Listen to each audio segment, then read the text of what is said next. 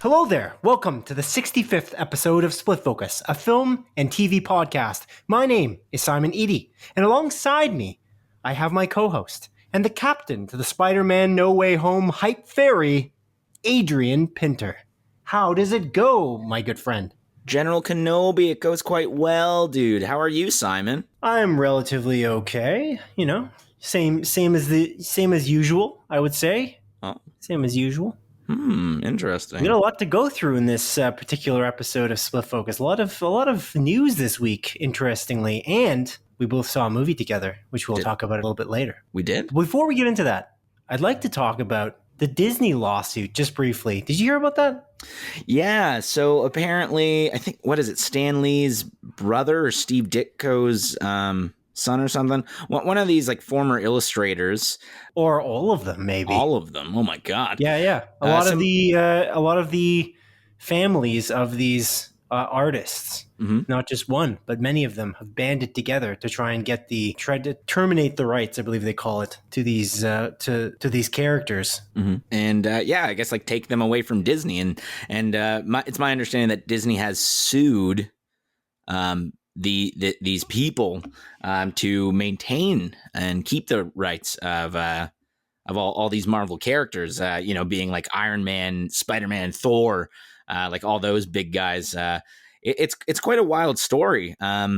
And I feel like this, I'd have to look this up, but I remember something like this happening like about a decade or so ago.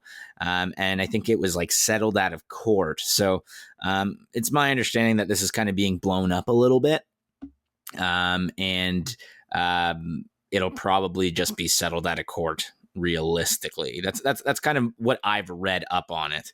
I don't know what you've read. Yeah, that sounds right. I mean, it's possible that they could win, but a similar case lost in the past, so it seems unlikely that. It's a weird thing to say they lost because technically it's Marvel. Disney's suing, so Disney would win. I argue, or again they would settle it, which it seems like that's a potential likelihood there, just so that these artists can make some money again. The weird thing is that the way it worked apparently was that each of these artists was being paid per page. So they didn't own the rights to begin with or something along those lines. So it doesn't really make sense that they'd have the ability to terminate the use of these characters by Disney. So I think Disney's, I don't know. It's a weird situation, but it seems like you're on the right track. I'd argue that they're just going to settle this out of court. Yeah. It would be a very interesting world to see like all these independent artists own their characters again, and Disney have no control over this, or Marvel, not being able to make these movies. That'd be absolutely bananas. But yeah, again, I don't think anything will come of this, and I think a lot of this is just headlines. I don't think it would be that they wouldn't make any more movies. They would, because Disney would still own part of the rights, so they would still get to choose what to do with them. It would just be that these artists would get some of the money. A world in which they can't make any more Marvel Cinematic Universe films, though, sounds like a terrible world to me. Unless so bananas, but just awful. But yeah. Yeah, think pre-MCU. How awful was the world back then? It was atrocious. No, that's not. You know what? No. World War II, World War I. Both of these. Actually, some would argue that Marvel movies existing is much worse for the theatrical industry. So maybe you're in that camp. No, I'm not. Okay. But again, I don't think it's a coincidence that World War I and World War II, the Vietnam War, all these wars happened before the MCU happened. You know? What about the war in Afghanistan? That started before the MCU universe. So, and now they're not there anymore. Yeah, they're not. Yeah, seems like a ridiculous conversation, but it is indeed. Let's move out of this topic to our show corrections. Every week, if we have a correction to make, from a previous week, something else we said on our show, we will make said correction because we want to be as accurate as possible on Split Focus, a film and TV podcast. Adrian, did you make any mistakes last week? I did, and technically we made a mistake a few weeks back as well. Originally, we talked about Ted Lasso season 2, and then I think on air we checked how many episodes there were going to be, and we saw that there was 9 episodes. That was incorrect. I guess Google just didn't update properly. Season 2 of Ted Lasso is actually going to have 12 episodes. So yesterday, to my surprise, I got a notification saying season 2, episode 10 of Ted Lasso is out. And I was like, what the hell? Are you serious? And then I watched it. So. You thought you watched the finale? Yeah.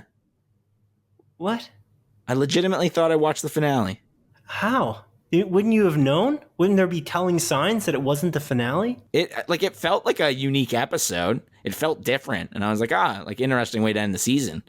But obviously, they didn't end the season like that. So, yeah, there is I guess 2 more episodes to go after this past Friday's episode. Not only that, but I'd like to say that I never said anything of the sort. So you saying we made this mistake? You made this mistake. Sure, man. What are we doing here? What are we doing? Sure, I'll take the credit for the mistake. When I make a mistake on the show, I say Simon made this mistake. I don't say, we made this mistake together. Oh my God. What is this? We made it together because this is our show, okay? Yeah. Your mistakes are my mistakes and my mistakes are your mistakes. We come as a pair, Simon. Pulling me into this. As a gosh darn pair, you hear me? Yeah, that's right. Anyways, there's 12 episodes of season 2.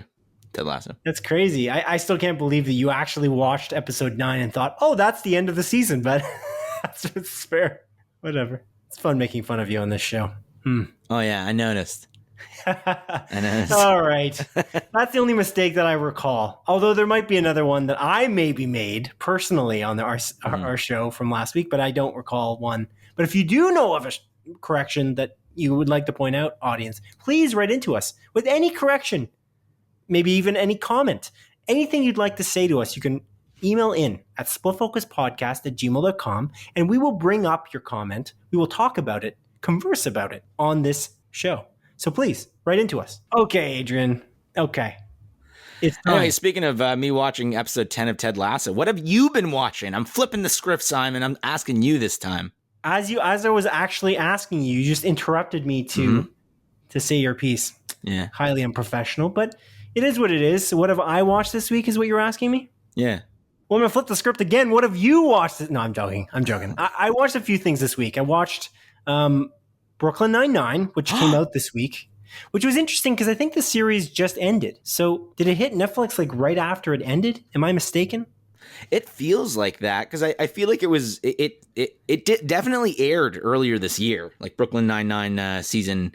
It's 8, right? Well, it started airing the 8th season in August.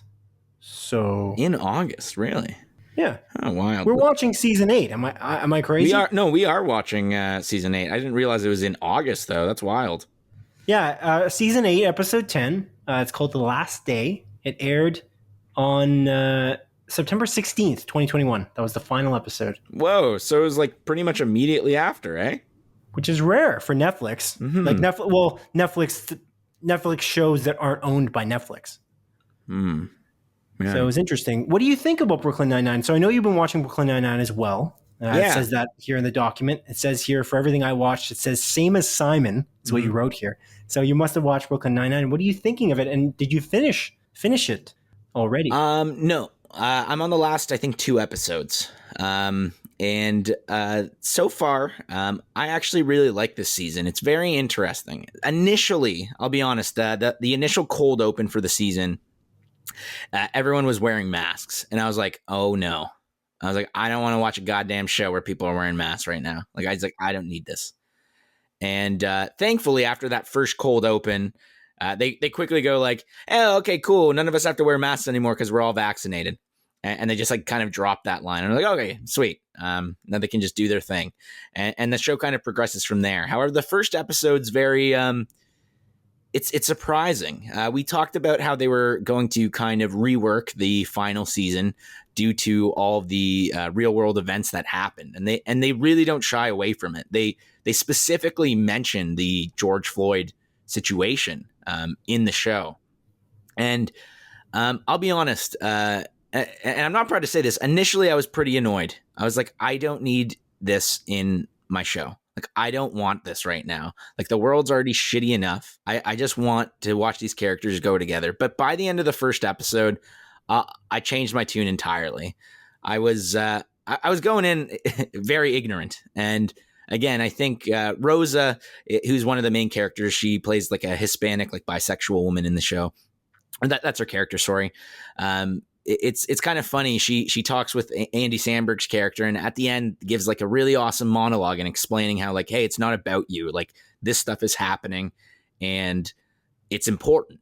And again, I was like sitting there and being like, God damn it, I'm a fucking asshole. Like, I hated that I thought that initially when I started the show, like season 8, and and again, it changed my tune entirely. And the show continues. It's still absolutely hilarious and awesome, but it is dealing with far more serious subject matter. And again, they're not shying away from, the police not being perfect.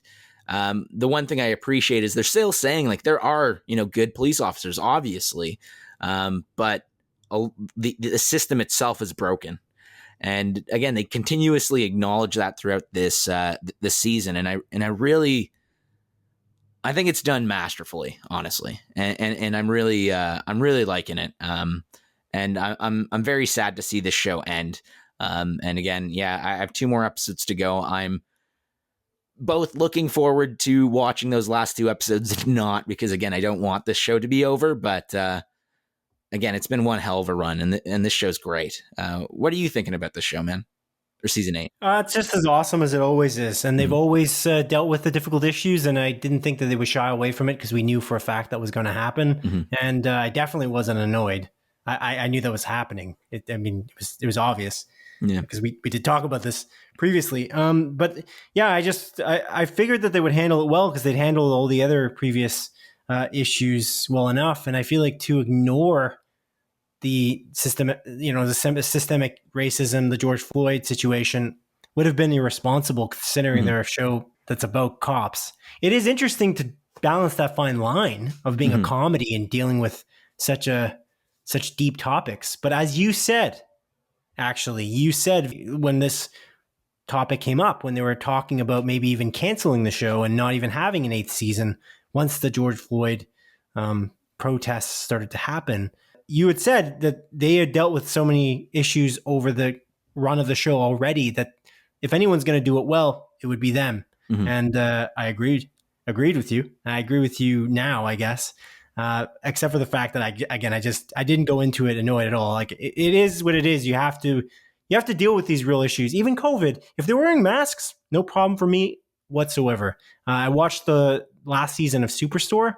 They had masks on. It's our reality, and this is kind of the new reality in a large way. And I don't know. To ignore it would be, I don't know, to me a little bit silly. There's nothing you can do in that regard. Like even when you get there, because I know you haven't gotten there yet, but if you got to Grey's Anatomy, the final season that they're on now, or they were just on, they are dealing with that. Like it's head on. It's very important that they deal with that. And if they had not dealt with it, I would have been a little confused. Because it's a show about a hospital. Yeah. And so it would be a little weird. Although, again, I'm not a Grey's Anatomy fan, whereas my girlfriend is. I think she probably would have been a little weirded out by it too. But anyways, I haven't been super annoyed with I know that I get your take in that I think what you're thinking is, well, I'd like to watch shows or like to watch a movie to escape. Yeah, exactly. Like watching TV for me a lot of the time is escapism. It's to forget everything that's going on around me and in the real world. But again, yeah, like it's again, I felt like an asshole by the end of the first episode, and like I regret ever thinking that. And I'm okay admitting that. That's fair. That's fair. Yeah. Anyways, I like it so far. I haven't gotten as far as you have. I'm at about episode 4. Mm-hmm. And it's good. It's as good as it ever was. And it's funny how that quality of the show has never really dipped at all throughout the entire run. I don't know if you disagree or agree, but I don't know. We think fondly of on Community as an example, but there's certain dips in that show, and there's reasons for that. But there's a lot of comedies and TV series in general that have these weird dips through certain seasons. The Walking Dead being a good example of one. Even The Office, to a certain extent, like a lot of people like argue. I think after like season 7, it has a little bit of a dip. I don't really agree. I get that it changes, and I feel like people are a little bit, resistant to change. But I think if you're talking about the season with like Robert California, like I really like that season quite a bit. Like I actually love it.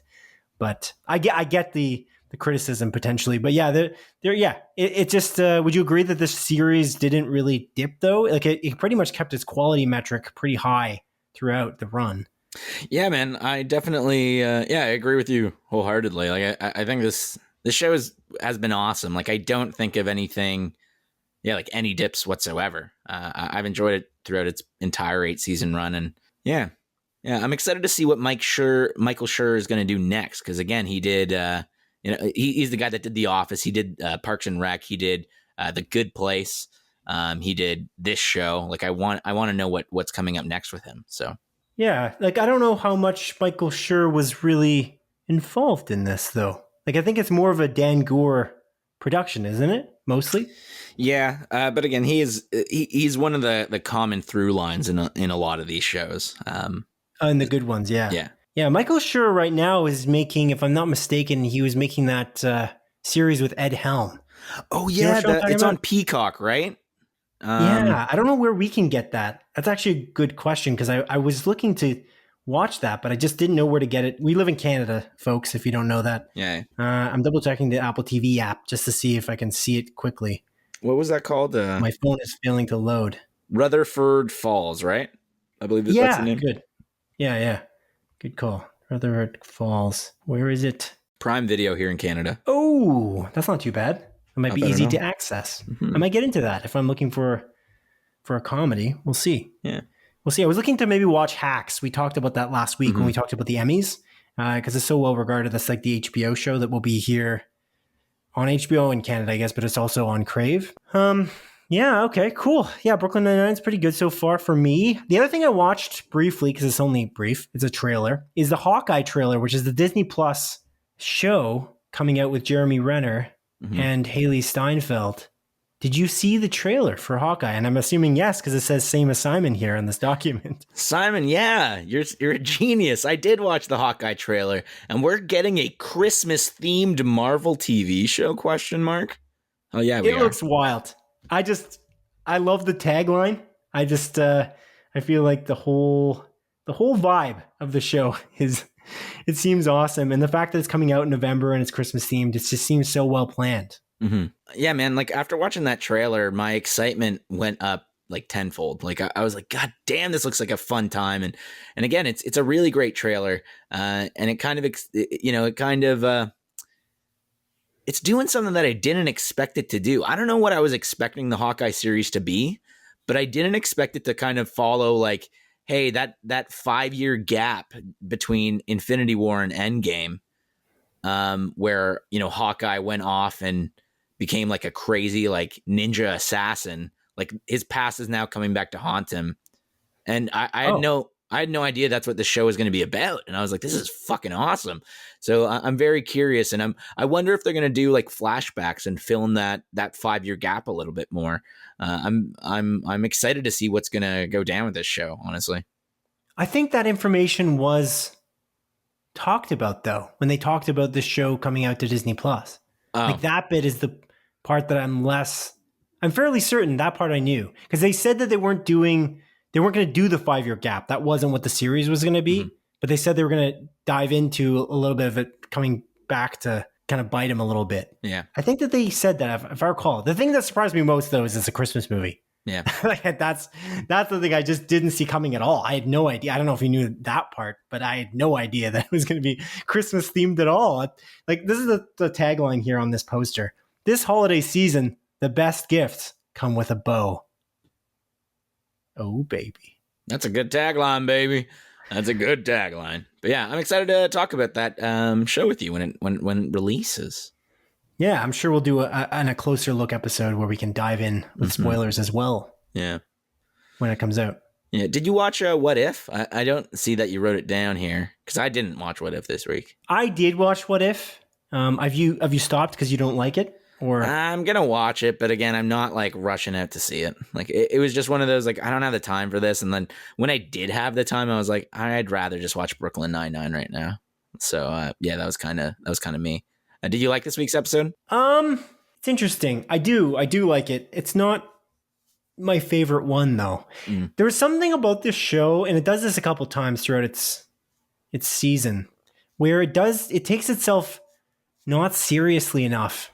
And it's a strange thing. I feel like they did that with Thanos at one point in the series. I think you know what I'm talking about. Yeah. I thought that there's not enough backstory to make it seem realistic. And they kind of did that here too. And if you've watched the What If recent episode with Thor and Jane, I feel like you'll know what I'm talking about, audience. But yeah, it's just a little strange. That doesn't make me hate the episode by any means or any stretch, but that's my criticism of it. I actually liked the episode overall. I thought it was kind of cool. It was kind of neat. They're always neat because they're little snippets and they're not done incompetently, in my opinion. It's just the pacing can be seen as a little off, but I think that it's good for the 30 minutes that it's grabbing you. They're like trailers, and will they take it further? Every one of these episodes, by the way, seems to be ending on this weird cliffhanger where they're like, we could go further with this. Yeah. But will we? Which is interesting because it's been happening almost like consecutive weeks now. It's been doing that. Yeah, I feel like every single episode, again, except for that Doctor Strange episode where I feel like it ended in like a pretty like end place, if that makes sense. This one ends in an end place, and then it purposely chooses to do that, which I think is so interesting. And I think they're doing that for a reason. They're like spinning the wheels. They're just getting them going, making you think like, what could happen? And I don't know. I don't dislike that. I think that's the point of the show. It's making you ask, what if this part also happened? We're making your imagination think about what could happen next. Maybe we'll continue it in season 2. Maybe we'll continue it in a movie form. Maybe we'll create an animated series out of just one of the, concepts in one of these episodes. We don't know. So yeah, I did like it, but it wasn't my favorite necessarily, just because of some of the silliness, I would say. Other than that, we did watch a pretty major thing, or I think it's a major thing this week, is we went to the Princess Twin cinemas in Waterloo, Ontario, because that's near where we live. And we watched, and by the way, the reason why we watched this movie in this theater is because we couldn't find it in the Cineplex theaters near us. We've got 2 Cineplex theaters in Guelph, which is roughly where we live. And they both kind of show the same movies, which is kind of annoying. It would be really nice if they could kind of, say, you take this one, I'll take this one kind of thing, and take more of the independent films or the festival type films so that they don't only show Shang-Chi and The Legend of the Ten Rings and the Suicide Squad in every theater that they have in these buildings. But regardless, we watched the card counter with Oscar Isaac. What did you think of it, Adrian? What did you think of it? I liked this movie. I thought it was like a pretty good movie. There are definitely some things I didn't like about it. Most notably the movie itself. So it stars Oscar Isaac, Tiffany Haddish, and Ty Sheridan. Ty Sheridan, I'm just not a fan of. I don't think this guy's an all that great actor. And I think he acts well in this movie. I will give him that, but his character is just unlikable. So I would make the argument this is probably the best role I've seen him in. Easy. But where this movie goes in terms of the plot is, I guess that's not really a but, it's an and. And where this movie goes in terms of the plot, it's interesting. I really liked watching this movie, and I was curious about these characters, these 3 main characters that we follow throughout the film. And I think a lot of what happens throughout the film is incredibly interesting. I think, a lot of the shots in the movie are very like close up. You see like people's facial expressions. They're right in the middle, right in the center of the screen.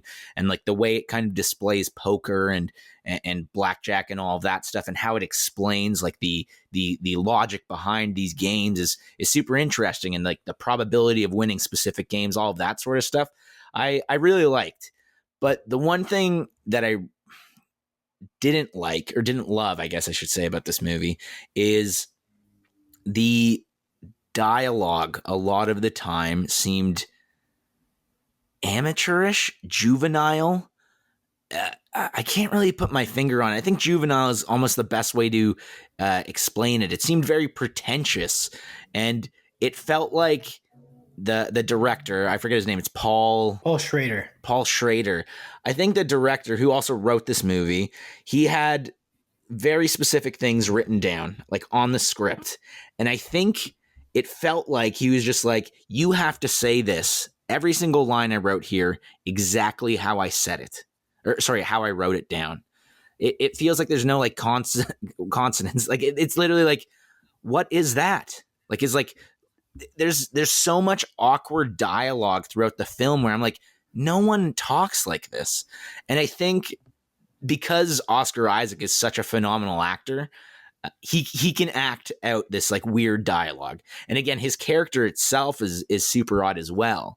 But I think a lot of the dialogue and delivery by Ty Sheridan, especially, but even Tiffany Haddish to a certain extent, just seems weird and it seems off. And again, it took me out of the movie multiple times where I think this movie reaches greatness or almost reaches greatness so many times. And then all of a sudden there's this like weird, awkward dialogue where someone's like, but what is that? And like, there's one scene in particular with Oscar Isaac and Ty Sheridan. They're sitting at a table. And for whatever reason, Ty Sheridan just literally explains his entire backstory to Oscar Isaac, just out of the blue. Just says, this is the reason why I act this way. Like, blah, blah, blah, died when I was this, blah, blah, blah. He did this to me. He did that to me. And just explains his entire, like this monologue, explaining his life. And it seemed like so out of place and just so random. And I feel like this happens multiple times in the movies, and it's filled with exposition. Like, okay, we got to explain this thing. So let's have this character just explain it. And it just felt off. But again, I really like the story of the movie. I think the plot is super interesting. It has some cool twists and turns. And again, I really like the relationship between Oscar Isaac and Ty Sheridan, and as well as Tiffany Haddish. And I think Tiffany Haddish is awesome. Again, I haven't seen her in too much, but I think she's great in this movie. But again, I think the writing really holds back both Tiffany Haddish and Ty Sheridan the most. And that's really my main thoughts on the movie. How about you, man? Do you agree like with what I'm saying? I don't know. This guy's like an award-winning screenwriter, so I'm not sure. I didn't really find that too much. I don't know. It's an interesting one. Like the moment you're talking about where Ty Sheridan's talking to Oscar Isaac's character, William Tell, at that table, I felt like a fit, actually. I don't know why. Because, I mean, you're going to probably tell him at that point, maybe.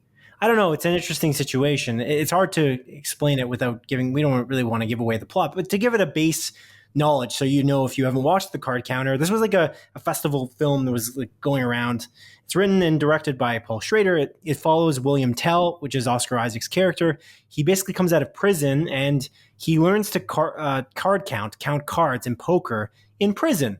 And so he learns how to do it very methodically. He's a very deliberate person in everything he does. And it's a man who's just dealing with this tremendous guilt.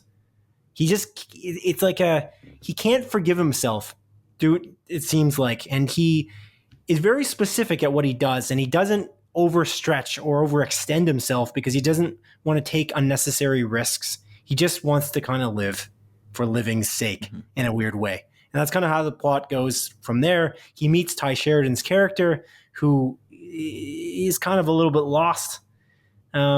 And he tries to get Ty Sheridan's character on the right track. And he feels like that might redeem him in some way. It's kind of a redemption-like story in a way. But I feel like the best metaphor for the movie is set in the movie is when Oscar Isaac is talking to Ty Sheridan's character about tilt, like in poker. There's this concept of, obviously, Oscar Isaac's character went to jail. For what reason? You'll have to find out if you watch the movie. But tilting in poker is when you're kind of over betting. You're just betting uncontrollably because you're very frustrated with the fact that you're losing many hands in a row potentially. There could be other reasons, I guess, but you start betting this crazily and you're not really thinking about your actions when you're playing poker. You're not really reading the person necessarily, or counting cards in the case of Oscar Isaac's character, or you're not doing it well. You're just you lost control. It's like a metaphor for losing control. Yeah. And so I feel like that concept is pretty great that it's explained the way it is. And there's many moments where Ty Sheridan and Oscar Isaac, there's dialogue between them I thought was very natural, and it worked very well. I can see what you mean. It felt like kind of obtuse at some moments between them. So I get that. I don't know, though. That wasn't the takeaway I really necessarily took. What I did take, though, is that Oscar Isaac, he is William Tell. Mm-hmm. He is. It felt like he, by far, was the best actor in this movie. And then when you look at Tiffany Haddish and Ty Sheridan, they also did a phenomenal job. But Paul Schrader holds the camera on shots a lot. It's so deliberate, actually. It's just funny. It feels like it's almost like, again, a metaphor for what William Tell is. He's a very deliberate, methodical person. And this movie's shot very methodically. And it's like there's no shot out of place. And it kind of felt like, because he's holding these shots on Oscar Isaac to have him emote for long periods of time, there's no tell, I guess, that he's not that character. Mm-hmm. Whereas Tiffany Haddish and Ty Sheridan, not that they broke character, but I don't know that they're as experienced as Oscar Isaac to not break. If you know what I mean? Yeah. Because he holds the shot so long, they don't break out of character. I know it's hard to describe, but it's like you have to hold. It's almost awkward, I imagine, to have a shot hanging on you for that long on your face when you're saying the lines. There's no dialogue during these scenes, and so it's an interesting thing. But to give an example of how long he would hold a deliberate shot would be Oscar Isaac's character is being tracked into a giant hall. Let's say in Vegas, but it's in a casino, and he starts to walk towards the poker table, but he actually takes a left, and he's off camera, and the shot is still held for another 20 seconds before Oscar Isaac comes back into the shot back in on the right. Mm-hmm. And now he's in the shot again to go back to the table to take a seat, which I think is just so interesting and so deliberate. And it's you're just taking these interesting risks that I really appreciate. You will watch this shot all the way through, audience. You know what I mean? Yeah, exactly. There's one very egregious shot, and I think you know what it is. It's at the end of the movie, and I didn't really agree with that one. I almost think it was a weird loss of control, but that's the only one I was I'm not a big fan of that shot. But I was very confused. That I just said it to myself after the movie. I was that was weird. I chuckled a little bit because I'm oh, this is awkward. I'm not sure that. I know this was intentional, but I'm not sure I'm a fan of this. Yeah, I was 3 minutes in, I was why is this still going on? And then literally, I feel like it was a 6 to 7 minute shot, and I'm what the fuck? Just end it already. Yeah. And again, it's it was odd. I do agree with you 100% on that one, man. So overall, what I would say about this is I really like this movie. I think that it was very dark and very grim, and it was very sad. And Oscar Isaac's performance is amazing. Mm-hmm.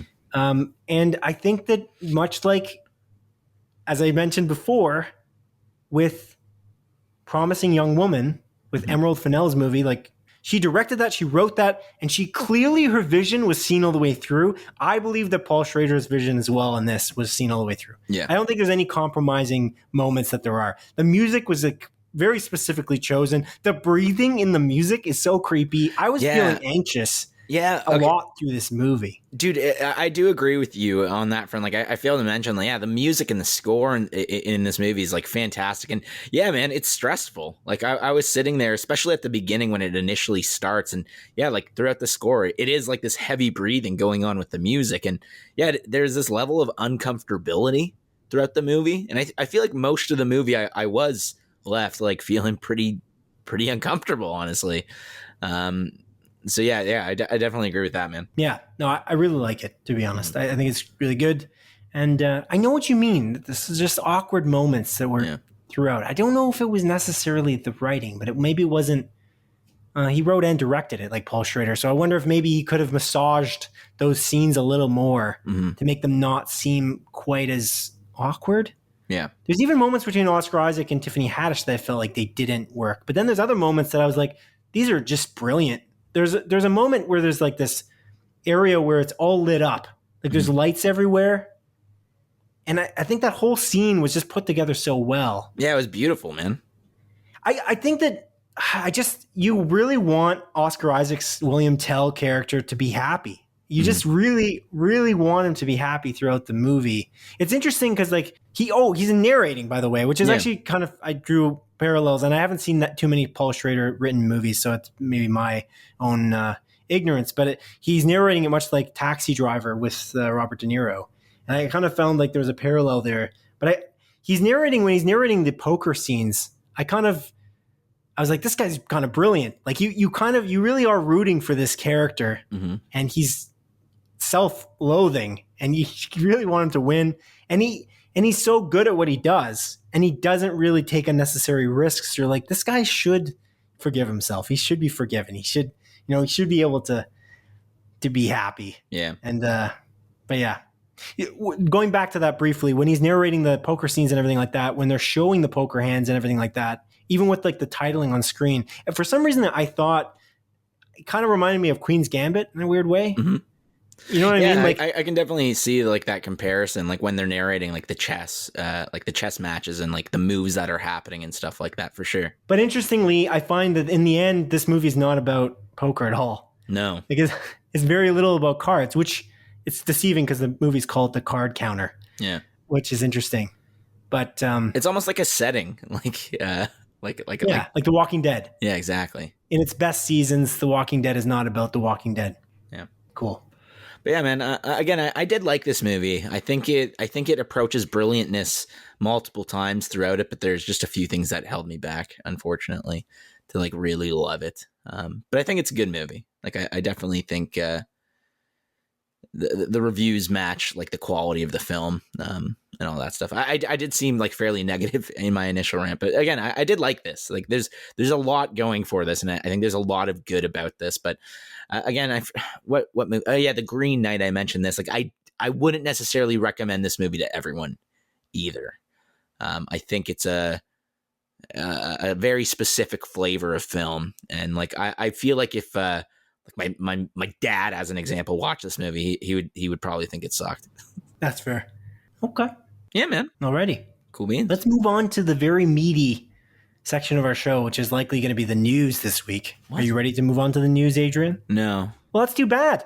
Let's begin with a small collection of more focused stories that have been particularly pertinent this week. Number 1. As entertainment website IGN reports, Disney has dubbed November 12th Disney Plus Day, which is meant to celebrate the Disney Plus content library and its subscribers. To describe the event, Disney CEO Bob Chapek said, quote, "The inaugural Disney Plus Day will be a grand-scale celebration of our subscribers across the entire company." What? Doesn't even make sense. I was very confused there. I don't know.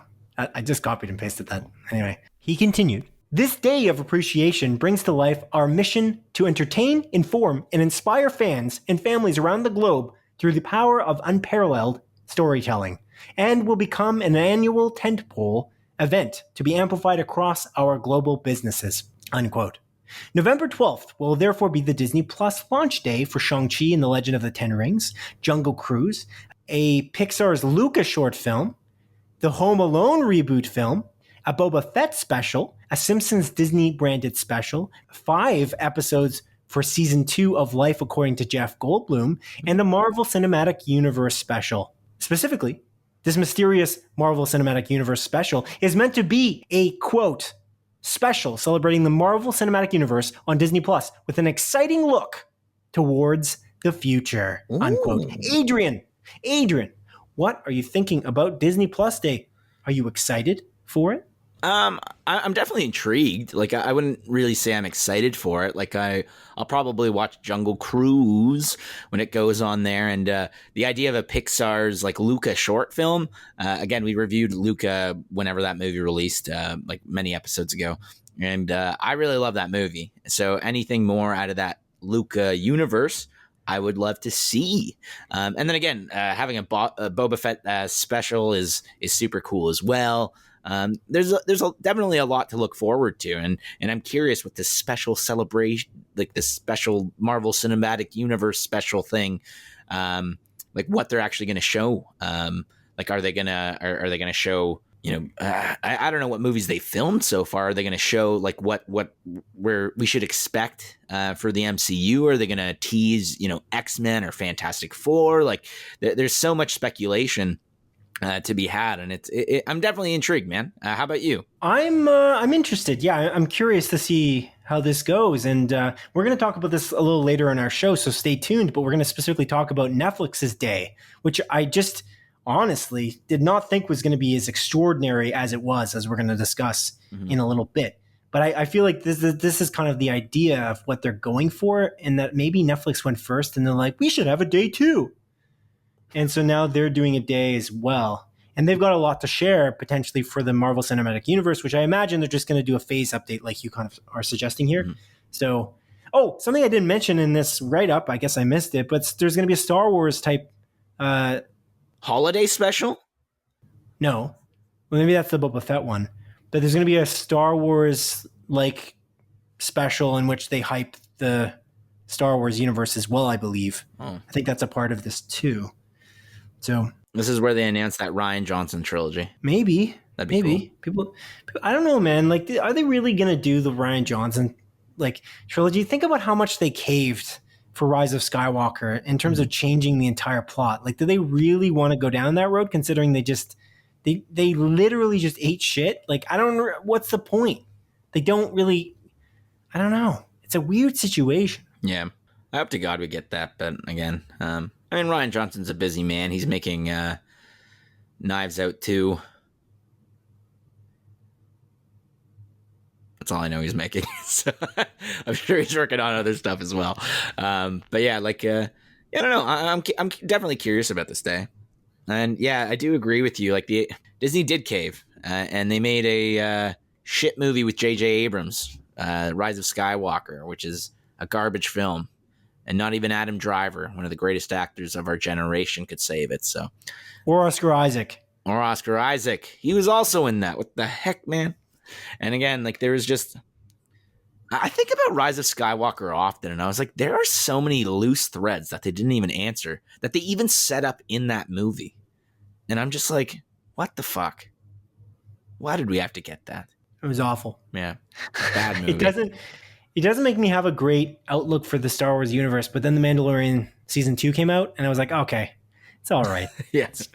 It's okay. Everything's okay now again. Yeah. A little bit, sure. Oh, yeah. I guess on the topic of Star Wars real quick, they released Star Wars Visions this past Wednesday, which is like, I think 7 episodes made by like different anime like studios or creators. I didn't get to watch any of it. Did you end up watching that? I didn't know. Yeah, my girlfriend's not interested in watching that, so I will probably watch that on my own. Yeah. We watch a lot of shows together, so this is kind of why I don't watch certain things that I should end up watching. That's why I'm so slow on The Walking Dead. She didn't like Queen's Gambit, so that's why we didn't watch that together. Mm-hmm. And that's why it took me so long to finish. But Star Wars Visions, because I want to just nip this in the bud early here. Pretty sure it's not 7 episodes, dude. I'm pretty sure it's more than that. It's more? I could be wrong. I think it's 9. Whoa. But, yep, number of episodes, 9 episodes. Just wanted to get that done. Just in case, you don't stop at the 7th episode and say, what? That was the finale? Yeah. I just want to... Classic me, not knowing the number of episodes in a season of a TV series. Yeah, you have issues with plurals. That's a callback from episode 10 of our show. Anyway, 10. Let's move on. Let's move on to number 2. Oh. As announced at Nintendo's live Nintendo Direct event, animation studio Illumination will be working closely with Nintendo to deliver a Super Mario Bros. Animated film adaptation that is set to launch on December 22nd, 2022. Instead of casting the original voice actors for each established role, Nintendo and Illumination opted to hire big-name Hollywood actors to play each of the characters instead. Mario will be played by Chris Pratt. Luigi will be played by Charlie Day. Princess Peach will be played by Anya Taylor-Joy. Bowser will be played by Jack Black. And Keegan-Michael Key will play Toad. Surprisingly, they did hire iconic Super Mario Bros. Voice actor Charles Martinet in a support voice cast capacity. Martinet has been the voice for Mario, Luigi, Wario, and Waluigi in almost every Super Mario Bros. Nintendo game property since the 1990s. Most recently, he was featured in Mario Golf Super Rush and is soon to be featured in the upcoming WarioWare Get It Together. Actors Seth Rogen, Fred Armisen, Kevin Michael Richardson, and Sebastian Maniscalco have also been cast in the film. Adrian, I take it because of your ownership of the Nintendo Switch and your love of video games that you definitely watched the Nintendo Direct event. What did you think when they announced this particular news? Like, what a joke. Like, what the fuck is this? It's so weird. Like, is Mario literally just going to sound like Chris Pratt? Like, is it just going to be like, Luigi, what are you doing, man? What are you doing? It's me, Mario. And then is Luigi going to be Charlie Day? He's like, I'm Luigi. What's up? Like, what the fuck is this going to be? Are they going to do fake Italian accents? That's my big question. Like, what is this? What is this? Why did anyone think this is a good idea? It's just shocking to me. This is a memeable situation. And I don't know if you saw this, but Chris Pratt decided to post on social media. Did you see that video? Oh, no. What did he do? So he posted a video about how he loves Mario and that as a kid, he was outside of a laundromat or whatever, and he could never afford to play a game on this arcade machine. It was like Super Mario Brothers, which I thought was a little odd because I think more commonly known to be on a Nintendo home entertainment system. Yeah. But regardless, he never had a quarter to put into this machine to play on this arcade machine. So he would steal quarters out of the wishing fountain, apparently. Nice. To play, which is, he made it comedic, but then he said, he then said, it's a me, Mario, but kind of normally, and then said, that's not the voice. We're working really hard on the voice. Stay tuned for that. And I'm like, what does that mean? Yeah. What do you mean you're working on the voice? My perspective on this is bad, but I don't know. Yeah. It's an animated movie. The game is already animated. Just hire Charles Martinet to do the voices. It just doesn't make any sense. Yeah, what makes it especially weird is that they did hire him just as like some support cameo role or whatever. That's what's even weirder. And it's like, what are you doing, guys? Like, what's the point of this? And again, I don't like Illumination Pictures. I think their animation style looks cheap and not great, especially when you compare it to things like obviously Disney and Pixar, but hell, I would even make the argument for like DreamWorks and stuff like that. Like Illumination just looks so bleh to me. And I haven't watched every single movie of theirs, but the ones I have, other than I guess the first Despicable Me, which I enjoyed enough, like I don't think are good. Like the few I have watched, I think they're just whatever. And I think what Illumination Picture does, at least when you look at all of their movies and the casts associated with them, I think they just look to hire these big name actors to get that extra bit of star power to no pun intended, to bring people in. And that, I think it's very clear that's what they're trying to do with this movie. And again, these casting choices are just odd. What are they gonna do with this? Seth Rogen as Donkey Kong. It's like, what? Like, is Donkey Kong gonna laugh like, you know? Like, that makes sense. Actually, that's probably the one that makes the most sense. Let's be honest. Yeah, like I would make the argument that like Anya Taylor-Joy as Princess Peach, like, because again, like, like I think Anya Taylor-Joy can easily just like make her voice a little bit higher pitched and sound like that. But if you're gonna sound like that anyway, what's the point? Just hire the original voice actors. That's what I don't understand. Yeah. This isn't live action, so what does this matter? Just hire the original voice actor. It's the most puzzling situation. And when I excuse my ignorance, but the gentleman who was announcing this from Nintendo, he's like, and it's Chris Pratt. Isn't he the coolest or something like that? Like, he is really cool. It was something stupid. I'm like, what? And it's like, okay, but what does this matter? Yeah. This is irrelevant because what? It's an animated movie. Like, are they going to change up the animation drastically so that it doesn't look like the game? And then it'll be weird and obtuse, and like you'll be thinking, oh, well, that doesn't fit. Yeah. I don't know. It doesn't.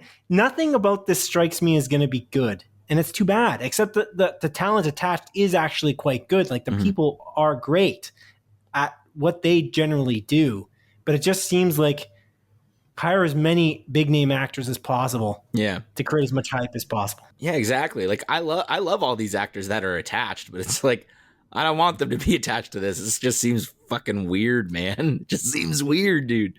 And I don't know. Like I'm curious. Like once that first trailer drops, that's gonna be like, I think like an inflection point. People are gonna be like, "What the hell is this?" Or people are just gonna be like, "Actually, this isn't too bad." Like I'm very, very curious about that first trailer. It's coming out. Surprise me. Yeah, it's coming out. You said December, right? December 22nd of 2022. So, I imagine we'll get the trailer within the next year. So I'm definitely curious. And I would be amiss if I didn't mention, follow up on what you're saying about Illumination. I don't mind Illumination. I actually don't dislike them, but I haven't really seen that many movies by them. The most recent movie I saw by them was the Grinch, How the Grinch Stole Christmas. That kind of the one with Benedict Cumberbatch as the Grinch. I think it was good. I actually did enjoy it, and I don't think their animation looks cheap. Like that, I don't agree with, but I do think that out of the animation studios, it's the worst one. Like of the big name ones, right? Like Pixar and DreamWorks and like Disney Animation Studios. Like it's the worst one of those. So like that's the thing. It's not like I don't have high hopes for this because they hire these big name actors in these roles that already have voice actors associated with them. That's already a red flag. And then you have another red flag, which is Illumination doesn't have the best reviewed movies out of the animation studios. The Minions movie is like a 50% on Rotten Tomatoes. Yeah, I tried watching that movie many years ago. I watched the first 10 minutes and I was like, I'm going to kill myself if I watch any more of this. Like, I will literally blow my fucking brains out. It's so awful. Right. They just keep on saying banana. I was like, what? Sounds great. Isn't it cute? No. Well, 50% kind of tells me the answer to that question. But anyways, that's the thing. 2 red flags. And you're right. The inflection point will be the trailer. We'll see. Okay. Can't believe it. It's fucking ridiculous. Number 3. As Deadline reports, NBC Universal has ordered a Pitch Perfect sequel TV series with actor Adam Devine reprising his role as Bumper Allen. Oh. The show is said to be executive produced by Pitch Perfect producer and Pitch Perfect 2 director Elizabeth Banks and is set to premiere on NBC's streaming service Peacock. The series is meant to follow Bumper Allen's adventures in Berlin, Germany, where his music has garnered him quite a bit of praise from the German audience. To describe her excitement for the new series, chairman of NBC Universal's television and streaming content, Susan Rovner, said, quote, "When we saw the opportunity to create a series for Pitch Perfect with Elizabeth Banks, Max Handelman, and Paul Brooks, plus more earworm classics for superfans to enjoy, we jumped at it. And to top it off, we are so fortunate that Adam Devine is headlining the series and bringing fans the quirky, laugh-out-loud sensibility they loved in the film franchise," unquote. Adrian, I don't remember you being a Pitch Perfect fan, but you did choose the story. I have never watched a Pitch Perfect movie, believe it or not. Oh. What do you think of this news? I'm of a few minds of this, man. I think this is quite interesting. I like the Pitch Perfect movie. I watched the first 2, and I thought they were pretty good. I don't think I ever watched the third one. The second one's definitely not as good as the first. I think the first one's like a genuinely great movie. I think it's hilarious. The one thing I find kind of weird about this is the Pitch Perfect is a female-led cast, most of them. I think every single one of them. It's a female-led cast mostly. And Adam Devine does play a character in it, but he's kind of a side character. So it seems interesting that they're kind of doing a spin-off with this just like a fairly minor dude character that's in the first one. I can't remember if he's in the second one, I'll be honest with you. It just seems like an odd choice. But again, Elizabeth Banks being attached, I know she plays a part in Pitch Perfect. I don't know if she she probably was just a producer on that first one, or actually she was the director of the first one. No, she directed the second one. Oh, the second one, sorry. Yeah, she's like the force behind this series. Like she made the first one happen, I believe. So she was huge for the first one as well. So I don't think a series would have happened at all without Elizabeth Banks. Let's just say that. Yeah. But Yeah. But yeah, I don't know. Like I'm intrigued. Like obviously Pitch Perfect, it uses like a lot of licensed music. It's like they're a cappella groups and you know, it's a really like funny movie. At least that first one. Again, I didn't watch the third, and I'm pretty sure I watched the second, if I recall correctly. Doesn't matter. But yeah, I don't know. I just find this an interesting choice. Not something I would have expected to be totally honest with you. And I'm curious like what they're going to do. Like if like every episode is going to be some sort of like a cappella bonanza, like if this show is going to be like a musical, realistically. I guess the first ones, or like the three movies aren't necessarily a musical. There's just a lot of music in it. And they do like, you know, like a cappella covers and everything like that. I'm curious how, what's the word I'm looking for? True to the original like movies this show is going to be, and if it's going to follow like a similar sort of thing. I think it's a good idea though. Again, like I think Adam Devine is absolutely hilarious. Like I loved him from the Workaholics TV show, which aired on like Comedy Network, I'm pretty sure, and that show's just like unbelievable. It's absolutely hilarious, and that's where I saw him first. And then yeah, like anytime he like cameos and other stuff, it makes me happy. He has this very awesome presence on screen and a very great style of comedy that just I can't help but laugh my ass off. So yeah, I don't know. I think this is definitely interesting. For like in terms of you, like I would recommend watching that first Pitch Perfect movie with your girlfriend. I feel like she would probably like it as well. Like I think it's fairly well reviewed. That first one, at least, I think it's 81% on Rotten Tomatoes. Just check that for us. And yeah, man, it's definitely worth the watch. That first one. And maybe you'll want to watch the series if you do watch it. Who knows? I don't know, man. I don't know. There's a lot of things coming out, and I'm already behind on this, so I'm not sure. Like I'm going to talk about this in a second, but the amount of things coming out is in the next story here, and it's unbelievable. So I feel like I might do it. I'm not ruling it out. I do respect the works of Elizabeth Banks. She's working on Cocaine Bear at the moment. Yeah, that sounds like it's exciting.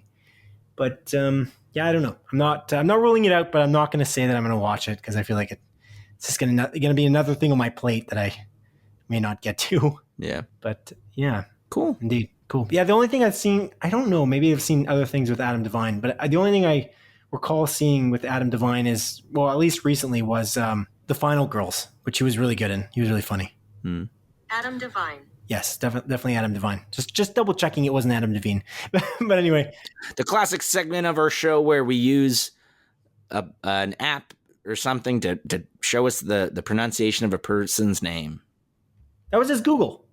I like how they show the lips moving, saying the word, saying the name. I just find that it's very satisfying. Well done, Google. Well done to you and your team at Google Search. Yeah. Anyway, let's move on to the meatiest news segment of our show, and this is number 4. We don't normally do a fourth news piece, but I've decided to do this because this was like a late edition. I didn't realize that Netflix was having an event, and wow.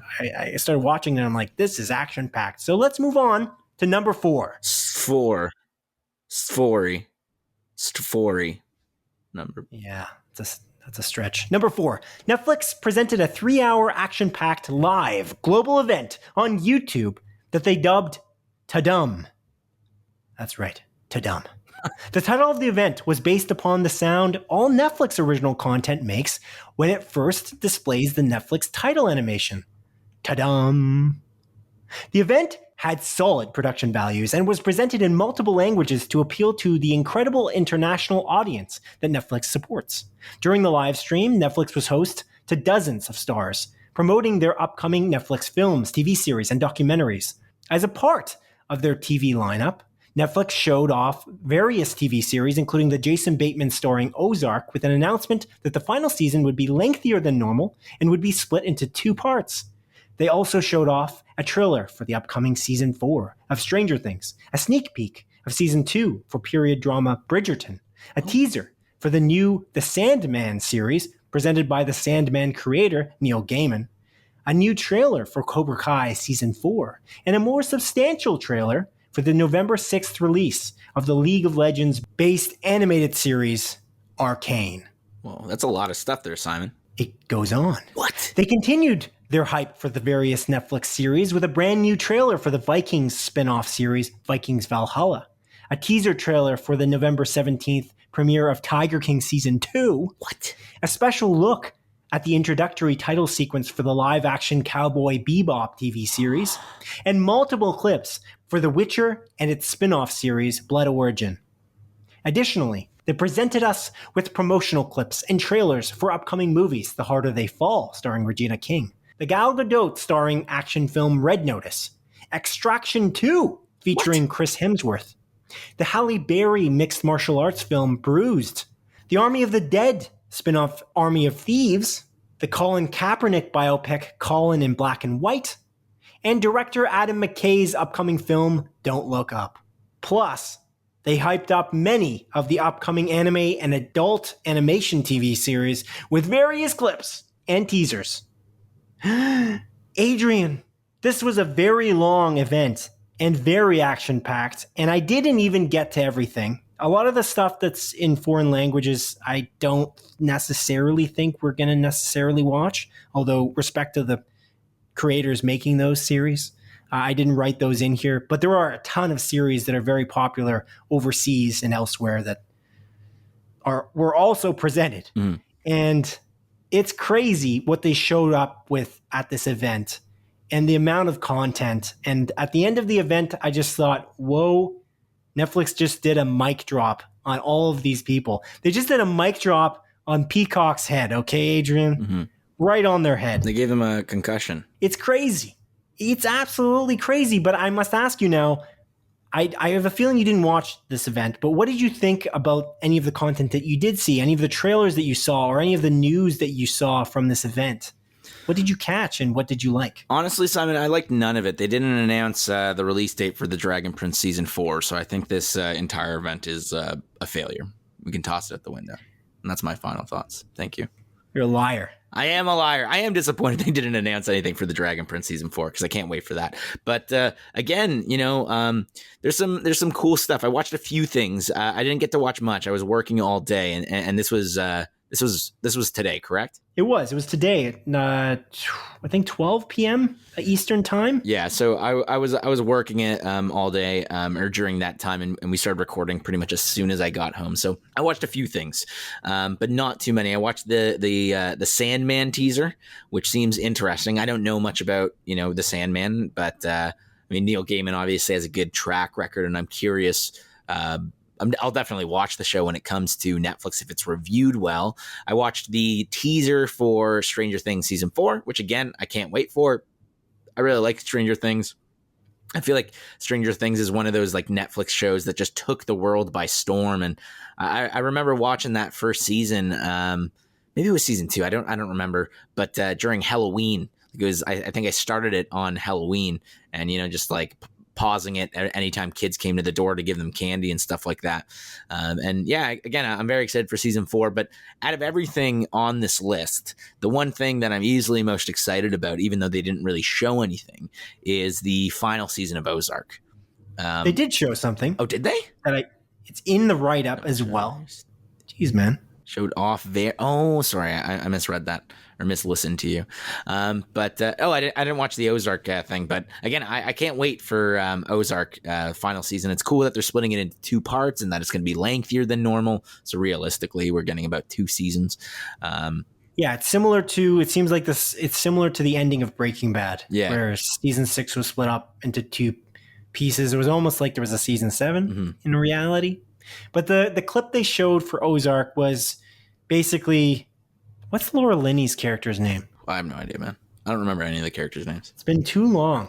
Marty Byrde. Yeah, I don't remember. Right? Is Jason Bateman. I think Jason so. Bateman That seems plays right. Marty Byrde, and she plays Byrde. What's her first name? Looking it up. Yeah, look it up. It's been like over a year, I think. I think it came out last season. And just to do a quick correction for you, I think, didn't Breaking Bad only have 5 seasons? 6 seasons. Breaking Bad? It had 5 seasons. Breaking Bad had 5 seasons, just to correct you. So you don't have to correct yourself next week. It's Wendy Bird. Wendy Bird. What took you so long? Well, I was looking up the seasons thing. Oh, Breaking Bad? Yeah. Yeah, it was 5 seasons of Breaking Bad. It is indeed 5 seasons. Don't worry, that was our mistake, Simon. No, that was my mistake. That was our mistake. I specifically made that mistake. Our mistake. There's together. only 5 seasons of Breaking Bad, Adrian, and I'm correcting it here for the record, just to be clear. But yeah, Wendy Bird. Sorry, your mistakes are my mistakes. My mistakes are your mistakes. They kind of leave on like a cliffhanger after season 3 of Ozark, and then it's a huge one. And I don't want to say anything. We're not going to spoil anything, but they're basically cleaning out their hair. They're in a bathroom and they're just anxiety ridden, and they're kind of cleaning themselves because it was quite the cliffhanger. So if you are interested in watching that clip, you can. It's very short. They're basically filming that season now, so that's kind of why they don't have like an actual trailer. But it was just basically a small teaser clip, is what they showed. You know what's hilarious? What? Literally, as we're talking about Ozark, our mutual friend Peter, he literally just texted me, Ozark season 3, here we go. Oh, wow. What a coincidence. Literally just now. Maybe it's because of this event. It's possible. Maybe he got hyped up. He's like, oh, I forgot I'm watching Ozark. I thought the name of the event was really dumb. And then TUDUM. It kind of caught on as it went because it was presented very well. I just must say, I just feel like Netflix's production values on this event was really good. The other thing that I'm kind of surprised you're not excited for, I thought you love Cobra Kai, so that's another thing. Another season 4. There's like season 4s of every one of these shows, which is odd. I noticed on Twitter that it's like literally season 4 was trending. I'm like, oh, season 4 of Ozark. I jump in. Ozark's nowhere to be found. They're talking about season 4 of Stranger Things. They're talking about season 4 of Cobra Kai. They're talking about season 4 of, there's an anime series that's on season 4 as well. And Ozark was like way down the list of what was trending. So I thought that was interesting that they just seem to be on season 4 of all of these series. But yeah, anything else catch your eye? Did we know that Tiger King, it was getting a season 2? Because if we did, I definitely forgot about that. So that was also announced this week. Like there was like a documentary clip. If you can, I'm surprised they didn't just show that at this event, but they showed it earlier in this week. Maybe it was leaked. There's all these documentaries. Like, get ready for these documentaries, like true crime and all of these like different options, like Tiger King, and there's that Tinder swindler documentary that's coming. And so I didn't know that Tiger King season 2 was happening at all. I didn't think they had anything to tell. I'm kind of curious if they've got enough material to really make it as good as the first season. That first season? Yeah. You always wonder that. That first season was a phenomenon, man. Like everyone was super hype about that, and it was awesome. I loved watching it. I remember watching, that first episode, being like, I'm not really interested. And then every time the episode would end, it was like, it gets crazier, and plant a seed for something, and you're just like, what the hell? And the more you watch that series, that first season, it gets more and more wild, where it seems like these the characters, they're not characters, they're real people, but they seem like characters that you would have to write. You'd have to have a wild imagination to make something like this. And yeah, I don't know. I'm definitely intrigued about the Tiger King season 2. I'll definitely watch that when that comes out, as long as it's good and they do have some good material to tell. I'm curious what they can tell. Because I agree with you. The way that first season ended, it felt like a finish. Like it I don't really know what else they can show. So color me intrigued for that, my friend. For sure. Yeah. Anything else jump out to you? Man, there's just so much. Like, I want to watch that introductory sequence of Cowboy Bebop. I heard that it's really good. It's amazing. I read online and it seems very positive. So I'll probably watch that. Again, I got to watch that anime series before it comes out because, just to understand the source material. And then obviously, I think we knew about Extraction too. I'm curious how they're gonna, play that off. I'm definitely excited for The Harder They Fall with Regina King. That's my most anticipated movie of this year. I forgot that it existed because it's been so long since we saw that initial we're releasing a movie every week that Netflix released as a trailer. They had a trailer that kind of announced that, and so that is so exciting. I'm so excited for that. And they showed some clips for that. You got Jonathan Majors, you got Regina King, you got Zazie Beetz, you got Idris Elba. Lakeith Stanfield, such a great cast. I'm so hyped for it. And they showed some clips behind the scenes, and it looks amazing. I cannot stress enough. That is, again, at this moment, my most anticipated movie for the end of, as we gear up to the end of 2021. So that's a big one for me. Yeah, Don't Look Up also has my attention as well. They released that first trailer like a month or two ago, and I really love Adam McKay. There's a clip here too for that. So if you want to see that, you can catch that on the YouTubes. Yeah. That was good too. And I am very hyped for that too. It's Meryl Streep. You got Jonah Hill, Leonardo DiCaprio, Jennifer Lawrence, and it's Adam McKay, who we really like. So directing it. Yeah, his track record's fantastic. Both in comedies and in these more like serious movies that he's been doing over the past few years. Yeah. And then the other thing was Army of Thieves, which I didn't really care for that much. I didn't care about it. It's like the spinoff for Army of the Dead, that Zack Snyder movie that came out this spring. It came out in the spring, right? Yeah, it did. Oh, because there's something in my mind that keeps thinking Summer of Snyder. But anyway, maybe it was. No, that's a joke. You made fun of me for calling it the Summer of Snyder. Yeah. You don't remember that? You don't remember that? No, I don't remember anything that ever happens. Yeah, ever. Yeah. I don't know how you keep long-running jokes going because you don't remember episode 30. Dude, that was like at least 30 episodes ago, whatever episode we're on. It's a long time ago. Yeah. But anyways, the Army of Thieves, they showed a clip of Natalie Emmanuel who's a character in Game of Thrones as well. And she's a pretty great actor. She was good. She was also good in Die Hard with Kevin Hart. But she was in a fight scene in this clip, and it was unbelievable. I was like, what the heck? I didn't think this heist movie was going to have this kind of fight choreography. And I was blown away. I was like, I couldn't believe it. Then they showed the trailer and I was less hyped. But they had Zack Snyder and a bunch of people on a stage kind of talking about it. And Matthias, what's his name? Schweighofer, I think. Schweighofer. Something like that. I'm probably butchering the hell out of it. Let me look it up. Matthias Schweighofer. He's from, obviously, Army of the Dead. That's the only time I've ever seen him. I don't know. Maybe you've seen him somewhere else. But I thought he was really good in that. He was one of the highlights of that movie. He was a good comic relief character, and he's really good at safe cracking, whatever. So it makes sense that he'd be in this heist movie. He's directing the movie. I don't know if you knew that part. Yeah, I didn't know that. So like, it's cool that he's directing and starring in this film. And one thing I didn't know about this movie is that the music's by Hans Zimmer. Yeah, I was about to say that, but you beat me to it. You look at you just stealing my thunder because you're on the page now looking at him that he directed it. Is that what's happened? Yeah. You looked on it in Google and now you try to make it seem like you knew that all along. Oh yeah, by the way, I knew that Hans Zimmer. Yeah, classic Adrian. I literally said I was going to look it up about Matthias Schweighofer. Yeah, classic. Anyways, yeah, Hans Zimmer is also doing the music. That's when I learned that, which was in this event. They talked about how they got Hans. I'm like, Hans? My feet cut out. And I was like, they didn't say Zimmer. And I was like, wait, Hans isn't Hans Zimmer's doing the music for this movie? It was kind of shocking. But Zack Snyder had Hans Zimmer do the music for Man of Steel. So it's not that unrealistic. Oh, and Batman vs. Superman. Shouldn't forget Batman vs. Superman. Arguably one of the best movies ever made. Yeah, I disagree with that. But yeah, anyway. Yeah, it was a crazy event. I really did enjoy it. And I'm excited for a lot of this stuff. It's crazy how hyped it is.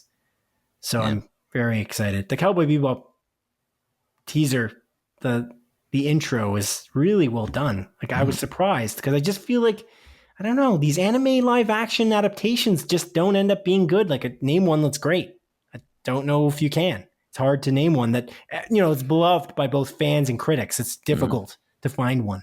So I'm curious, and it makes me want to watch the animated series, like the anime series, because I just I can't believe how well this this introductory title sequence is. So I think I might wait until it releases, and then as soon as it releases in November, if it's good, if it's well reviewed, then I might watch the anime. We'll see. Okay, we'll see. Okay. Anything else jump out to you? No, not necessarily. I mean, that League of Legends series, I remember they released a trailer a while back and it looked interesting enough. I'm not hugely invested in the League of Legends universe, but I'm curious about it. I don't know. That's a good one too. That trailer was amazing. Yeah, I'm sure I'm missing something. Watch that trailer. Seriously. Okay. That's probably one of the highlights because it's an actual full-length trailer. Like they went all out in that trailer, and it's got great actors in it. For the League of Legends one? Yeah. Ooh, okay. I'll watch it right now. Don't do that because we're running a show. Okay, fine. Whatever. This is like when you went out of your way to look up Army of Thieves so you can one-up me with the fact that Hans Zimmer is in that. What is your problem, man? I'm just joshing you. No, I appreciate that you pointed that out. It was on the tip of my tongue to say it, and then you kind of jumped in. I was like, what the heck? I knew that. Reading my mind? I didn't actually look it up. I knew it. Yeah, you knew it. No big deal. Yeah, I know. You got a sixth sense for when Hans Zimmer is doing a project. Remember that time when we made our mistake earlier in this episode? Our multiple mistakes throughout the series? Good times. What mistake? I don't know. I already forgot. But we made a mistake. The correction you made at the top of the show? The correction we made. We did it together. And then you made another mistake. Oh, yeah. We made the correction together, but you made the mistake alone. Yeah. No. We made the mistake. Just like we made the mistake about Breaking Bad because we're a team. Your mistakes are my mistakes. Yeah, Breaking Bad is only 5 seasons, folks. Just to be clear. Just in case you went away and you left it running, left the meter running, and you went to the bathroom and then came back and started listening to our show again. Mm-hmm. Season 5 is the last season of Breaking Bad. Although it was split into 2, arguably you can consider it having 6 seasons. That's not what I meant, though. I actually just made a mistake. Anyways, Adrian, it's time to move on to the montage, a sequence of our show in which I briefly present the week's smaller news stories as Adrian delivers a brisk verdict. Number 1. According to The Hollywood Reporter, Sean Bean and Famke Janssen have both been cast in a live-action adaptation for the 1980s anime TV series Knights of the Zodiac. Oh, I've never even heard about Knights of the Zodiac animated TV series. Number 2. According to Variety, WandaVision actress Kathryn Hahn has been cast as comedy legend Joan Rivers in a new Showtime limited series called The Comeback Girl, which will tell the story of Joan Rivers' life and career. Oh, right on. That seems like a good casting choice from what I'm seeing online. I don't really know Joan Rivers all that well, so I can't make that a declaration.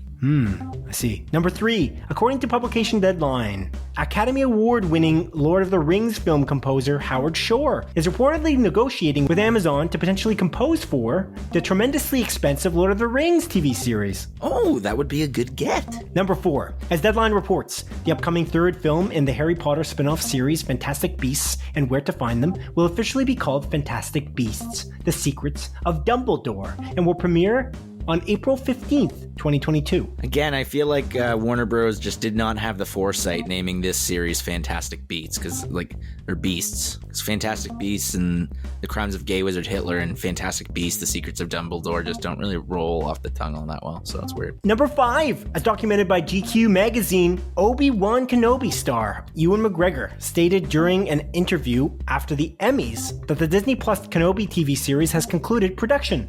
Oh, exciting. I'm excited for this show. It seems good, probably, maybe. We haven't seen anything of it. Number 6. As reported by BBC News, Doctor Who's 2005 to 2009 showrunner Russell T Davies will return to showrun Doctor Who's 14th season. I'm not attached to Doctor Who at all, so cool, I guess. Number 7. During the TUDUM Netflix live showcase event, Netflix renewed the ever-popular high school drama Sex Education for a 4th season. Oh, right on. I still got to watch season 3. I just decided to watch the final season of Brooklyn Nine-Nine first. Also another 4th season. They just have a million 4th seasons going on here. Yeah. Number 8. As followed by The Hollywood Reporter, Netflix has purchased the rights to the entirety of the legendary author Roald Dahl's life's work and story catalog. Unlike Warner Bros., Netflix has the 4th site. What? That was a stretch and a half. Because they keep on doing 4 seasons of things. Yeah, I don't know if that was clever. Number 9. As announced during Netflix TUDUM event, The Witcher TV series starring Henry Cavill has been officially renewed for a 3rd season. Netflix will also be creating a 2nd animated film based within the Witcher universe. Cool. Number 10. As IGN reports, actors Haley Steinfeld, Ella Purnell, Kevin Alejandro, Katie Long, Jason Spisak, Harry Lloyd, JB Blank, and Tox Algundoye have each been cast in Netflix's upcoming League of Legends TV series Arcane. Gasp. We talked about that. But we didn't talk about the cast, which was announced earlier this week. Amazing. And that concludes the montage. Oh, 4th site. 4th site. Yeah. Yep. I'm going to have the fourth sight right now and ask you, Adrian, what you got for me? I got new releases for you. And if you had the fourth sight, you would know that I have the new releases for you, Simon. Obviously. I did. That was a setup. That was the joke. Ugh.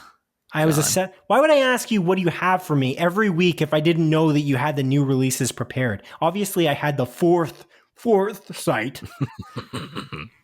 The fourth sight. What a ridiculous joke. You're ridiculous. You're ridiculous. You hear me? Anyways. You miss these cues sometimes. You could have easily just said, you're a ridiculous joke, but you missed it.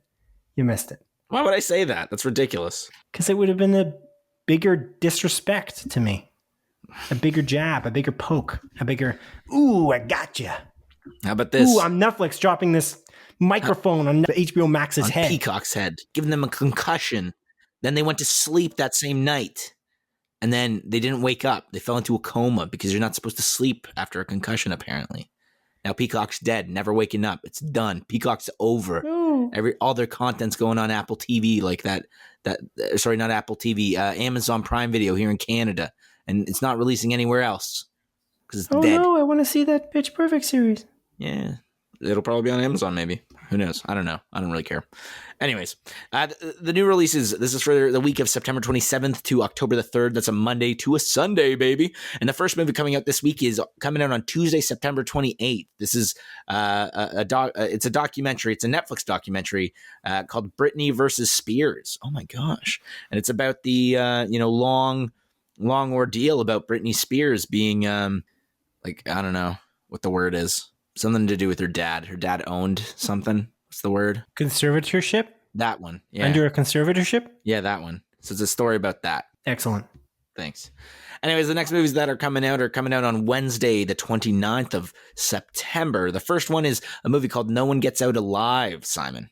And this is a Netflix original movie, and it's a neat-looking horror movie about an illegal Mexican immigrant that moves into a rundown Cleveland boarding house that isn't all that it seems, with spooky visions occurring. No! Oh. Friend Zone is up next, and this is a Netflix original movie, and it's just about a dude trying to escape the so-called friend zone. Can he do it? I don't know. Who cares? Next up is a movie called Sounds Like Love. This is a Netflix original movie, and it's about a woman's career that is on the rise. But as she reaches the peak of it, her ex-lover, not lever, as I wrote in those notes, her ex-lover shows up and throws her life into shambles. She seeks her friends for support in getting through this trying time. Yeah. I see. So she's holding onto the lever for support. Yeah, exactly. The lever for support. The lever. Yeah. That's what you said, right?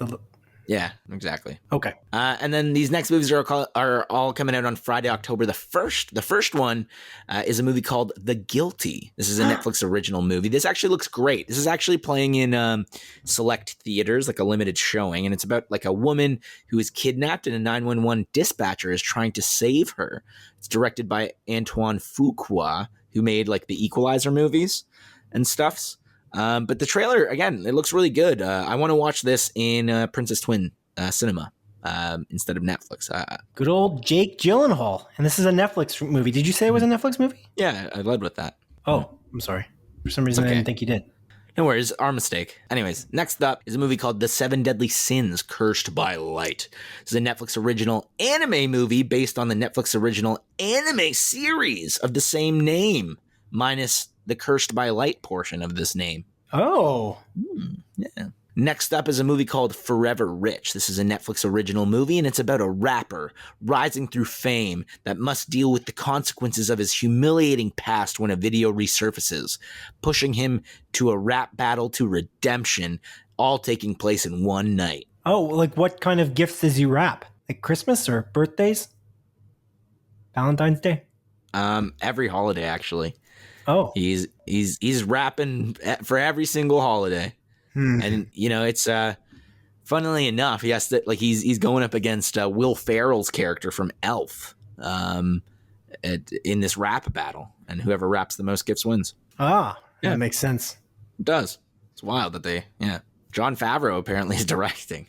Anyways, next up is a movie called Swallow. This is a Netflix original movie, and it's about a woman in the 1980s living in Nigeria that takes up drug smuggling to make ends meet.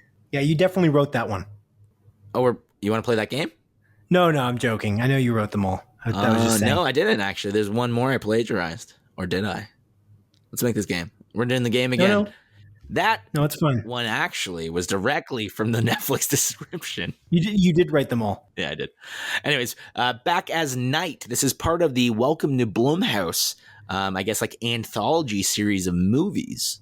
They had like 2 that released last year.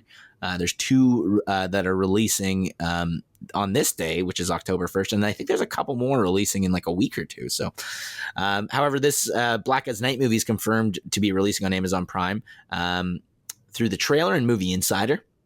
And it's about vampires in New Orleans about 15 years after Hurricane Katrina. Oh. Yeah.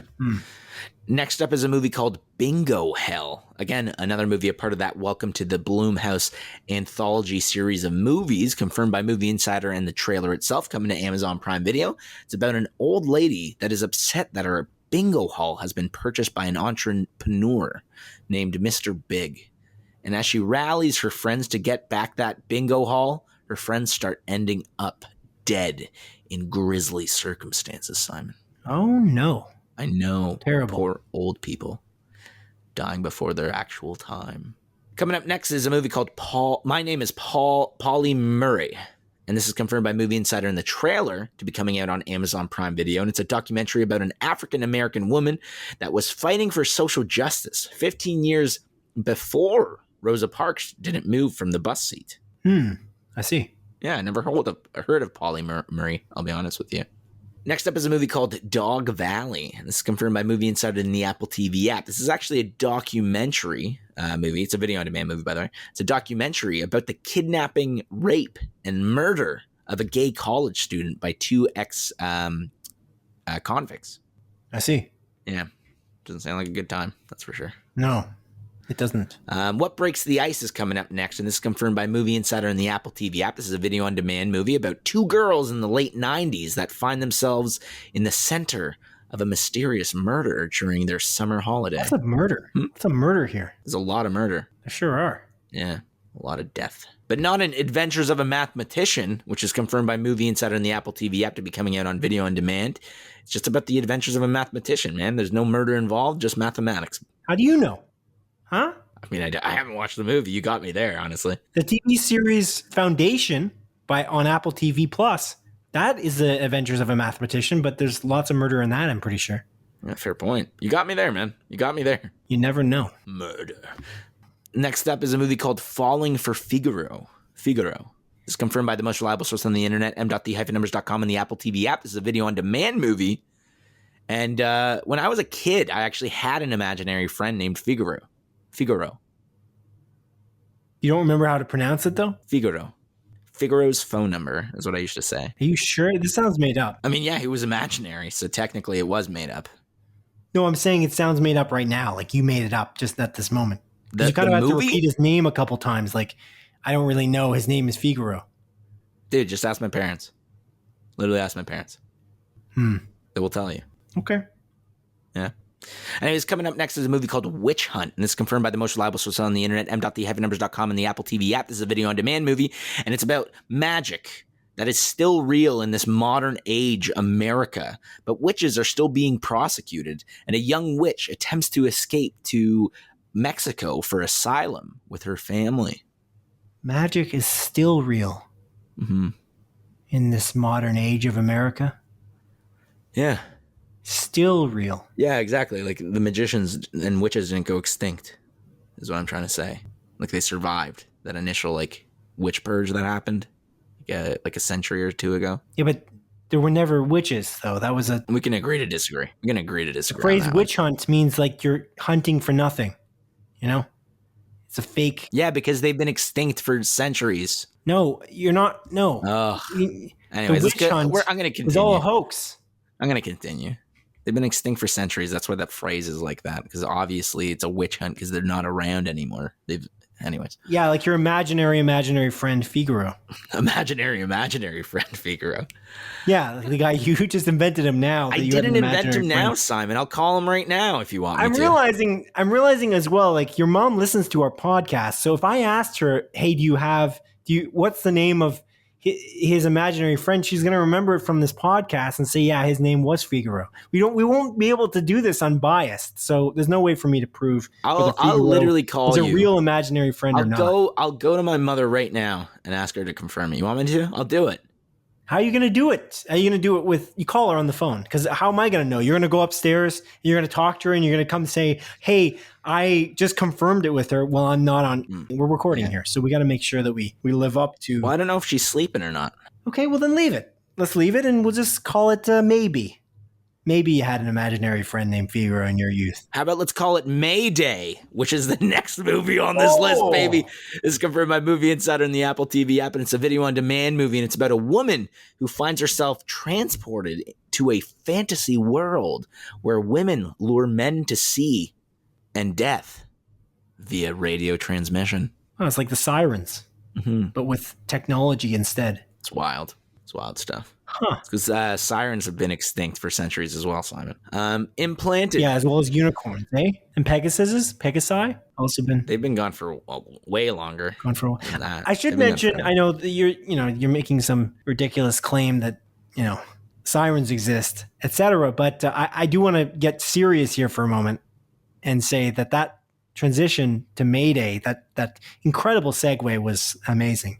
I would be amiss, to not mention how good you were at your craft in that moment for that segue. Thanks, man. It's pretty great. Thanks. You're welcome. Every once in a while, I got to get real with you. I can't just make fun of you the entire podcast. Mm-hmm. Yeah. So. Thanks, man. It's nice. You're welcome. What a kind soul you are. Anyways, Implanted is up next. This is confirmed by Movie Insider and the Apple TV app. This is a video-on-demand movie. This movie has a similar plot to the movie Upgrade, from what I could tell. Oh. Yeah. Okay. Next up is a movie called The Survivalist. This is the 2021 version of The Survivalist, because there was another Survivalist movie that came out, I think, like 3 years ago or something like that. Anyways, this is confirmed by Movie Insider and the Apple TV app. This is a video-on-demand movie. This plot sounds a lot like the plot of The Last of Us. Sorry about talking about video games, Ken. Sorry about it. It's interesting, but we had a whole news story on video games. You never apologized there. But I do need to apologize to you, Ken, because I talked about Nintendo for a long period of time. That was directly related, but so was this. So I don't know. I'm not sure where the line is where we apologize for Kenneth Saddlebauer for talking about video games. But let us know. The Survivalist is the name of it. It's about zombies? I don't know. It's not necessarily about zombies, but it's about like this guy that has to take care of this like little girl who's like immune to a disease going on. Oh, well, that's not quite the same, but okay. He has to like bring her to a specific place. Okay, I see. Anyways, next up is a movie called Titan with an E at the end. I think it's confirmed by Titany with an Titan with an E at the end. That's literally what I said. We watched the trailer yesterday, or whenever we watched the card counter. Remember that? Yeah, we did. Yeah, Titany, I think. Titany. It's confirmed by Movie Insider and the Apple. Sorry, it's confirmed by the most reliable source on the internet, m.thehypnonumbers.com, and the trailer. This is coming to theaters, limited theaters, it seems, like a limited release. However, it's playing at the Apollo Cinema near us, Simon. And this trailer looks nuts. Just watch the trailer. I don't even know what the hell this movie's about. When I looked up about this movie, it's apparently about like a woman that gets impregnated by having sex with her car. What? And I was like, the trailer did not even remotely explain anything like that. The trailer just almost explained nothing. Although the trailer also did say two different statements. It's like, this is either the most tender movie you've ever watched, or is the most psychotic or something like that movie that you ever watched. It's getting reviewed very well. How could it be either of those? No offense. I don't know, man. It's reviewed very well, though. It's like a 93 on Rotten Tomatoes. Yeah, 93. I just checked it. Yeah, it's true. Next up is Venom: Let There Be Carnage. This is coming to theaters. I kind of want to watch this still. I'll watch it. Yeah, I'm not against it. I'm curious how it gets reviewed. Yeah, me too. But Next up is The Addams Family 2, which is like the animated sequel to the Addams Family 1 animated movie. This is also coming to theaters. I didn't realize that the cast of this Addams Family movie is absolutely bananas. It's Oscar Isaac, Charlize Theron, Chloe Grace Moretz, Nick Kroll. I'm not too sure who Javon Walton is, but there's Snoop Dogg, Bette Midler I know, and Bill Hader I also know. So it's a pretty wild cast. Pretty crazy. Yeah. And then the final movie coming out on October 1st is a movie called The Many Saints of Newark.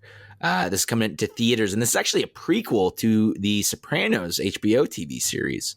I got to watch The Sopranos. It's like one of those like big TV shows I'm missing. That and The Wire are like the two. I was going to say the exact same thing, that and The Wire. It's funny. They're both HBO shows too. Mm-hmm. So we have access to both of them on Crave. Yeah. I've always intended to watch The Sopranos and The Wire. I almost started watching The Wire one day, and then I was like, but I got to finish Queen's Gambit. And so that was where I was at, and that was many months ago, and I didn't get back to it. But yeah, The Many Saints of Newark, or as you call it, The Many Saints of Newark. Newark. It looks like a really all-star cast, too. Like it does look pretty good. I think it was rated pretty highly, like the 75 or something like that on Rotten Tomatoes. So I did kind of want to watch that, but I know that I shouldn't watch it before The Sopranos. Mm-hmm. So yeah, I guess I'll wait. I guess you will. And then the final movie coming out this week is coming out actually on Sunday, October 3rd, which is one of those random times. Not many movies come out on a Sunday. It's a movie called Upcoming Summer, and this is a Netflix original like coming-of-age romance story that I believe takes place in Taiwan. And the only reason I believe that is because the director is from Taiwan. And it's like it mostly casts like or if not the entire cast is like Asian. And yeah, I'm just assuming. I'll be honest with you. Why are you assuming this? Well, it doesn't look like it takes place in America, Simon. But wasn't there a description? Yeah, but it said nothing about like the location of where it takes place. Okay, all right. Yeah, it takes place in like Taiwan or China, technically. All right, Adrian, is that it? Is that it for the movies coming out this week? That's all, baby. That's it. That's all. Let's wrap up the show, Simon. Before we wrap up, I'm just going to ask you real brief. We got a lot of movies coming out. The end of the year is going to be action-packed. What's the movie you're most anticipating right now in September of 2021? The end of September of 2021. Last Night in Soho, I think. Ooh. Yeah. That's a good one. How about you? I think it is the Harder They Fall. I'm feeling a Western. I just been playing a lot of Red Dead Redemption. I feel like I'm feeling a Western. That or Don't Look Up, potentially. Netflix has got a pretty good lineup, and I'm excited. Last Night in Soho, though, does look really good. Yeah. Yeah. Edgar Wright. Yeah, the reviews aren't like all that exceptional. I think it's like under 70% on Rotten Tomatoes, unfortunately. But again, it just looks really good, and I love all Edgar Wright movies, so I'm sure I'm going to really like it. So, yeah, cool. All right. Well, that is the end of our regular scheduled programming. I appreciate you joining me once again, Adrian. Do you have anything to add before we wrap this baby up? No. Okay. Well, that's it then. Yeah, that's it. That's all, as you say. That's it. That's all, baby. That's it. That's all. And again, we make mistakes, but we correct them as well. There are mistakes. Yeah. Okay. If you'd like to hear us make more mistakes, or perhaps would like to correct our mistakes, please feel free to subscribe to us on Apple Podcasts, Spotify, Google Podcasts, Audible, perhaps. We're on it all. We're even on YouTube, and you can subscribe to us at Just Another Review if you'd like. But we're on most every podcast streaming service around. iHeartRadio. Ever created, ever. TuneIn Radio. There's a lot of them, and we're on them. If you'd like to write into us, you can also do that at splitfocuspodcast@gmail.com. And you can really tell us about how we made mistakes, and we will correct them live on our show. Thank you very much for listening to the 65th episode of Split Focus, a film and TV podcast. My name is Simon Eady, and this is Adrian Pinter signing off. It is I signing off, and I mentioned that Last Night in Soho is probably my most anticipated movie. However, if Batman v Superman was coming out again this year, which is a great movie, by the way, it would be my most anticipated movie. Thank you. Take care and goodbye. Goodbye. Take care. Goodbye.